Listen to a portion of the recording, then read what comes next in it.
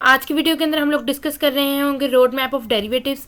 Road map of derivatives discuss करने से पहले हम लोग ये बात डिस्कस कर लेते हैं कि हमारे लिए ये इंपॉर्टेंट डेरिवेटिव सीखना इंपॉर्टेंट क्यों होता है।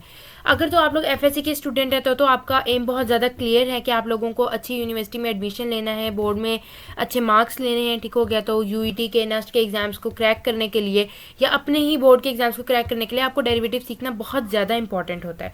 लाइकवाइज अगर आप लोगों का जो है वो बैकग्राउंड जो है वो मेडिकल का है या आईकॉम का बैकग्राउंड है, लेकिन अब आप लोग इंजीनियरिंग की तरफ मूव कर गए हैं, तो आप लोगों के लिए डेरिवेटिव सीखना इसलिए इंपॉर्टेंट है क्योंकि आप जिस भी इंजीनियरिंग यूनिवर्सिटी में जाएंगे वहाँ पर डेरिवेटिव्स का सबसे पहले जो आप लोगों के पहले 2 3 4 सेमेस्टर्स होंगे वो डेरिवेटिव से रिलेटेड ही होंगे, क्योंकि मैथ की बहुत कोर टर्म्स में से डेरिवेटिव एक टर्म है, ठीक हो गया। तो अब हम लोग देखते हैं कि इस वीडियो को हम लोगों ने 2 पार्ट्स में डिवाइड किया है। उन स्टूडेंट्स के लिए जो एफएससी के स्टूडेंट्स हैं वो डेरिवेटिव्स के चैप्टर 2 को किस तरह कवर करेंगे, और उन स्टूडेंट्स के लिए जो मेडिकल के बैकग्राउंड से आ गए हैं लेकिन अब उन्हें इंजीनियरिंग करने के लिए डेरिवेटिव सीखना ज़रूरी है। तो पहले मैं आप लोगों को बता रही हूँ कि उन बच्चों का जिन्होंने डेरिवेटिव्स जो है मेडिकल के बैकग्राउंड से आके सीखने हैं इसके, लेकिन जो हमारे पास सेकेंड ईयर के बच्चे हैं उनको ये पहला पार्ट देखना इसलिए इंपॉर्टेंट है क्योंकि बहुत सारे कॉन्सेप्ट हैं जो मैं इसके अंदर डिस्कस कर जाऊँगी और आप लोगों को थोड़ा सा बाद में रेफरेंस दे दूँगी। तो अब हमारे पास जो डेरिवेटिव्स होते हैं इसमें सबसे पहले आप लोगों को सीखना कि इसके अंदर पावर रूल क्या होता है, बहुत इंपॉर्टेंट है। पावर रूल के बाद आप लोग देखेंगे कि प्रोडक्ट रूल क्या होता है और उसके साथ साथ क्वोशिएंट रूल। जब आप लोग ये तीनों देख लेंगे तो उसके बाद आप लोग जो हमारे पास एफएससी के स्टूडेंट्स हैं वो 2.3 कवर करने के काबिल हो जाएंगे, ठीक हो गया। ऑल दो 2.1 और 2.2 भी इसी के अंदर कवर हो जाती है, लेकिन उसके लिए थोड़ा सा डिफरेंट मेथडोलॉजी रिक्वायर्ड होती है। उसके बाद जो है हम लोग देखेंगे चेन रूल। चेन रूल भी मैथ्स की टर्म में एक बहुत डिफरेंट सा होता है। उसमें बच्चों की जो सेकेंड ईयर के बच्चे हैं उनकी 2.4 कवर हो रही होगी, लेकिन जो मेडिकल के बच्चे आ गए हैं यहाँ पे या जो आईकॉम के बच्चे हैं उन लोगों के लिए ये वाली सारी टर्म्स डेरिवेटिव को सीखने के लिए बहुत ज़्यादा इंपॉर्टेंट है। उसके बाद नेक्स्ट आप लोग जो है आप लोगों को कुछ बेसिक फॉर्मूलाज देखने पड़ेंगे।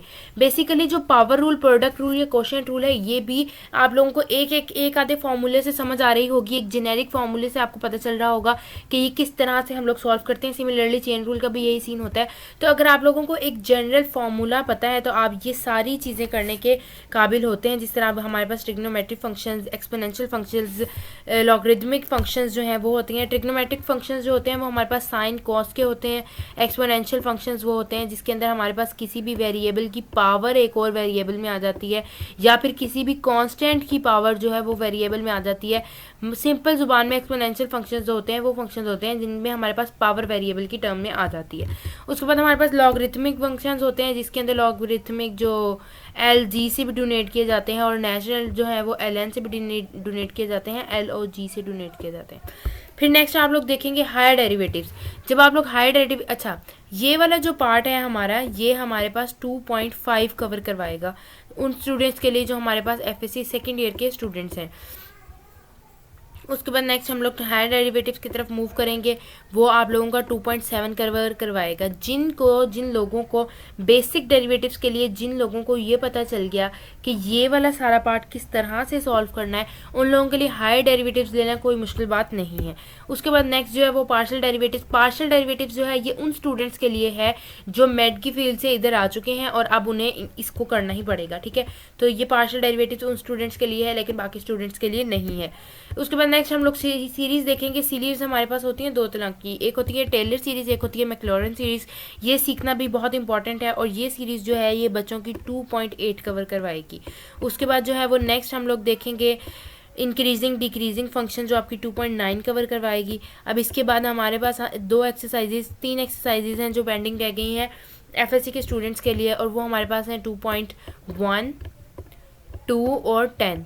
इसमें जो 10 है वो होती है हमारे पास एप्लीकेशंस ऑफ डेरिवेटिव, भी कभी कभी हम लोग उसको बोल देते हैं क्योंकि उसके अंदर जो है वो हमारे पास वर्ड प्रॉब्लम्स आती हैं वो सॉल्व करनी होती हैं।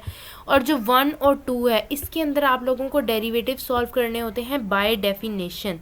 बाय डेफिनेशन का भी एक प्रॉपर मेथड होता है, एक प्रॉपर प्रोसीजर होता है जो आपको अटेन करना पड़ता है। लेकिन जो हमारे पास दूसरे बच्चे हैं उन लोगों के लिए ये सीखना बहुत ज़्यादा इंपॉर्टेंट नहीं होता। जो एफएससी के बच्चे हैं उन लोगों के लिए सीखना इसलिए इंपॉर्टेंट हो जाता है क्योंकि कभी कभी हमारे पास पेपर में इस तरह का क्वेश्चन एक ना एक तो आ ही जाता है। तो आप लोगों के लिए इन 3 एक्सरसाइज में से एक ना एक क्वेश्चन करना इंपॉर्टेंट होता है।